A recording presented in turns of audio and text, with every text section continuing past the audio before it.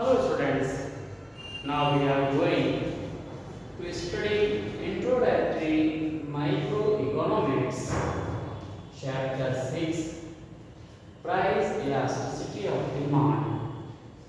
Okay students, तो हम यहाँ पर जो प्राइस इलास्टिसिटी ऑफ डिमांड है इसके हम यहाँ पर स्टडी कर रहे हैं और ये आपको पहले ही मालूम है कि हमने इससे पहले जो इलास्टिसिटी की जो डिग्रीज थी उनको यहाँ एक्सप्लेन किया। इसी के साथ साथ हमने आपको यहाँ पर जो उसके डेरिवेशन था उसको भी हमने बताया और हमने उसके जो फॉर्मूला है जो कि सबसे ज़्यादा इम्पोर्टेंट है वो हमने आपको यहाँ समझाया। तो आज हम यहाँ पर जो यहाँ हम स्टडी करने वाले हैं वो है उसके न्यूमेरिकल्स। तो how we have obtain the answer which is given as a numerical. तो अगर वो न्यूमेरिकल के फॉर्म में दिया गया है तो हम उसे कैसे सॉल्व करेंगे। अब क्योंकि जो बोर्ड पैटर्न है उसमें आपके पास कैसे भी क्वेश्चन आ सकता है, तो उसमें अगर एमसीक्यू बेस आपके पास क्वेश्चन हो सकता है तो उसमें इलास्टिसिटी आपके पास डिमांड है उसके आंसर की बात कह सकते हैं, ईबी की आप बात कह सकते हैं या ईडी की बात कर सकते हैं, जो भी आप कहें उसे हमें यहाँ निकालना है। तो इलास्टिसिटी ऑफ डिमांड की हम बात करें तो हम इसे ईडी या प्राइस इलास्टिसिटी ऑफ डिमांड कहें तो ईपी। तो प्राइस इलास्टिसिटी ऑफ डिमांड का जो मेन फॉर्मूला है वो आपको मालूम है कि जो हमारे पास ईपी है वो क्या है, price elasticity of demand is just equal to delta Q over delta P multiplied by P over Q.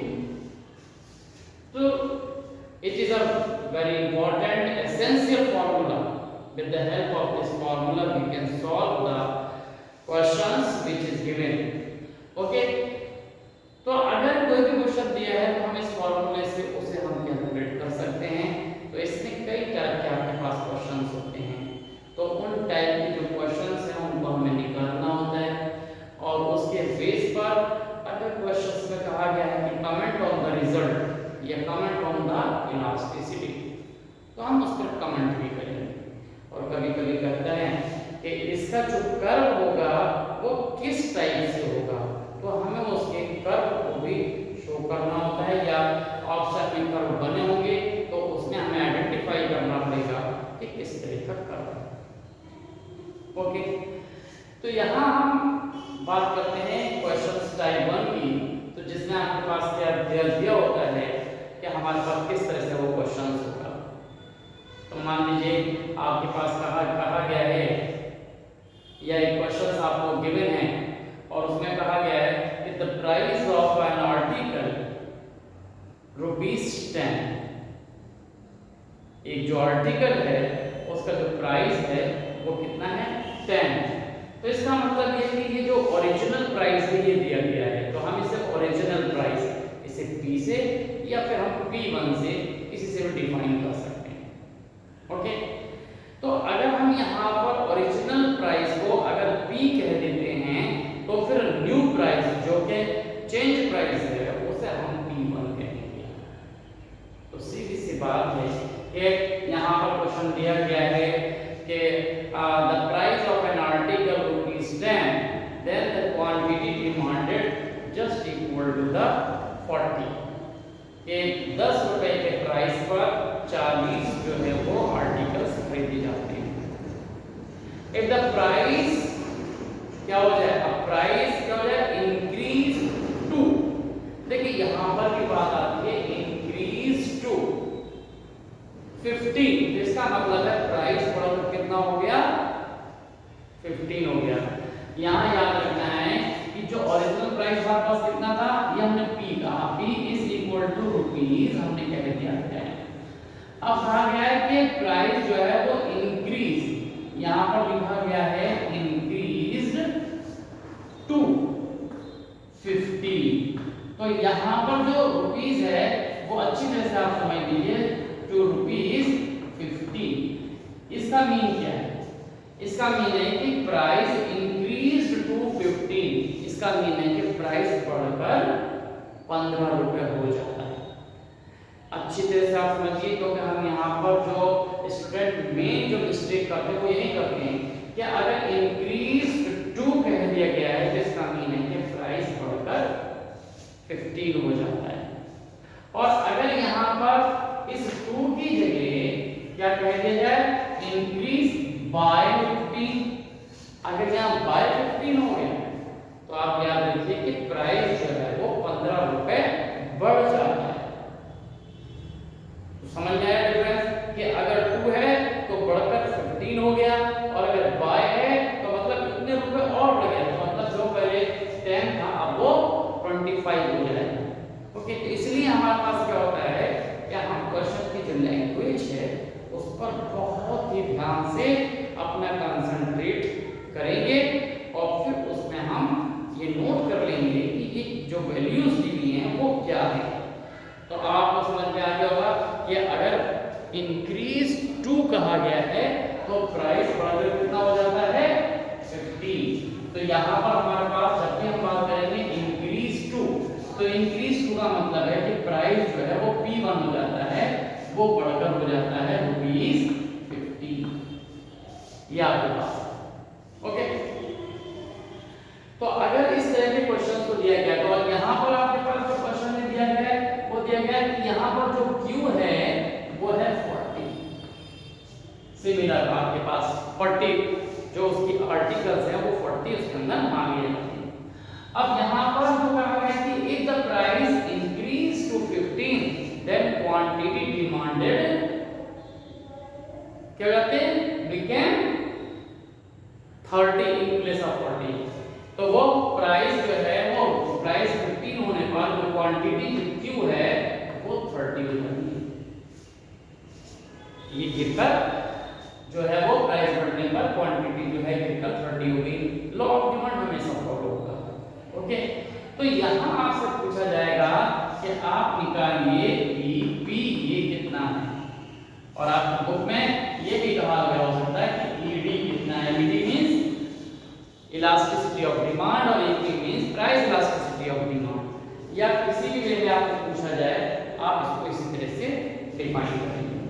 Okay, अब देखिए हमारे पास जो प्राइस इलास्टिसिटी ऑफ डिमांड की बात की गई है, तो प्राइस इलास्टिसिटी हमारे पास क्या होगी, तो इसके लिए हमें क्या चाहिए, हमें चाहिए डेल्टा Q चाहिए, डेल्टा P चाहिए, ओरिजिनल प्राइस और ओरिजिनल क्वांटिटी। तो we have here original quantity, original price, new price and original quantity and new quantity. Then we calculate here with these information delta P and delta Q। तो delta P हम कैसे निकालेंगे वो भी आपके पास easy है, और डेल्टा Q कैसे निकालेंगे वो भी आपके पास इजी है। तो यहाँ हम अगर डेल्टा P निकालते हैं तो डेल्टा P का मतलब हो गया कि जो आपके पास क्या है P माइनस P1। सिमिलर यहाँ पर डेल्टा Q भी आप निकालेंगे वो हो जाएगा Q माइनस Q1। एक बात याद रखिए कि अगर यहाँ पर जैसे आपने देखा कि P1 बड़ा है, आपने यहाँ P1 पहले लिख दिया और P बाद में लिखा तो आप कर सकते हैं, लेकिन अगर आपने यहाँ P1 माइनस P किया है तो फिर इधर भी आपको Q1 माइनस Q करना पड़ेगा। तो सेम जो हमारे पास जो वैल्यूज हैं उसी तरह से हम यहाँ पर लिखनी पड़ेगी। ओके, ये बात आपको समझ में आ गई। अब हमारे पास क्या है, वैल्यू सब्स्टिट्यूट कर दीजिए। P मींस 10 और P1 मींस 15, आंसर हो जाएगा -5। Same way we substitute all the values here 40 and then the 30. Now answer is 10. Okay, अब हमारे पास क्या है कि जो ओरिजिनल क्वांटिटीज हैं कि which are given, we change quantity, we calculated and these values substitute here in this formula, so we can easily. Now one more thing which is very important, कि one value delta P or delta Q, it is essential the one value become minus. ये बहुत जरूरी है कि आपकी एक value जो है वो माइनस आ जाए। क्यों? क्योंकि या तो प्राइस के केस में बाद वाला यानी कि चेंज प्राइस बड़ा हो सकता है या फिर क्वांटिटी बड़ी हो सकती है। तो कोई एक वैल्यू जो है बाद वाली वो ग्रेटर होगी जिसकी वजह से वैल्यू में माइनस आएगा। और ये माइनस हमारे इस फॉर्मूले के माइनस को जो कि नेगेटिव रिलेशन को शो करता है उसको प्रोड्यूस कर देगा, पॉजिटिव कर देगा। ओके, तो now we calculate all the value here and then we substitute all the value. Now delta q, it means delta q is 10 and delta p means minus 5. Same way original p means 10 and then q means 40. Okay, now 0 and 0 reduce, 5 reduce. Now 5 2s are 10 and then 2 1 2 2s are. Now answer is here 1 then 1 by 2 or it is equal to 0.5. तो EP हमारे पास कितना आ गया 0.5, ठीक है, minus अपने आप reduce हो गया फॉर्मूले से। तो इस तरह से हमारे पास क्या होगा, जो न्यूमेरिक वैल्यूज हैं उनको हम यहाँ सब्स्टिट्यूट कर देते हैं और वैल्यू निकाल देते हैं। अब इस वैल्यू से जो हमारे पास यहाँ कैलकुलेटेड वैल्यू, इस वैल्यू से आपको क्या करना है, अब आंसर जो कमेंट करने के लिए कहा है उसे करना होगा। If asking about the elasticity in question, then we compare the answer with 1. 1 क्या है, वो यूनिटरी आपके पास या सेम रेशियो की बात की गई है, उसी से हम यहाँ कंपेयर करेंगे। अब कंपेयर करने पर क्या होगा, कंपेयर जब करेंगे तो हमारे पास क्या होगा कि ये जो इलास्टिसिटी है 0.5 क्या है 1 से, ये लेस देन है, ग्रेटर देन है या फिर इक्वल है। 0 भी हो सकती थी, इनफाइनाइट भी हो सकती थी, क्या वैल्यू है ये हमारे पास पता लग गई। अब यहाँ से हम कमेंट कर सकते हैं इलास्टिसिटी पे। तो हमने कंपेयर किया कि ये 1 से कम है, तो लेस देन 1। तो ये आपका जो आंसर आया है यहाँ पर, तो आंसर आपके पास इसे लिख सकते हैं कि आंसर क्या हो गया आपके पास, देखिए आप सब यहाँ पर मिटा दें और फिर आपके पास क्या हो जाता है आंसर।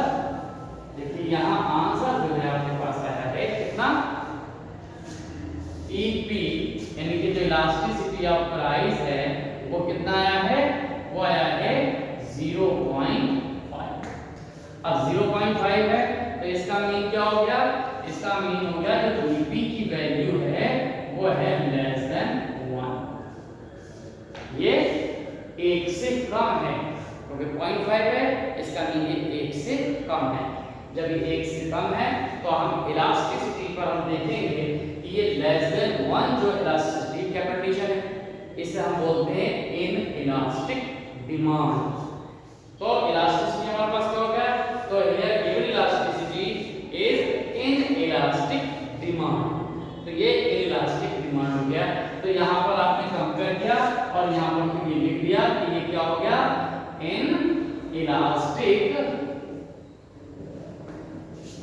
डिमांड या इलास्टिसिटी, इलास्टिक आप यहाँ डिमांड भी आप यहाँ पर लिख सकते हैं। तो ये आपके पास क्या हो गया, इलास्टिक डिमांड। तो ये आपका कमेंट कर दिया आपने इसके ऊपर, इलास्टिसिटी के ऊपर किए किस तरह किए, तो ये आपने यहाँ पर कर दिया कि ये इलास्टिक क्या हो जाएगी, ये डिमांड आपने यहाँ पर लिख दिया।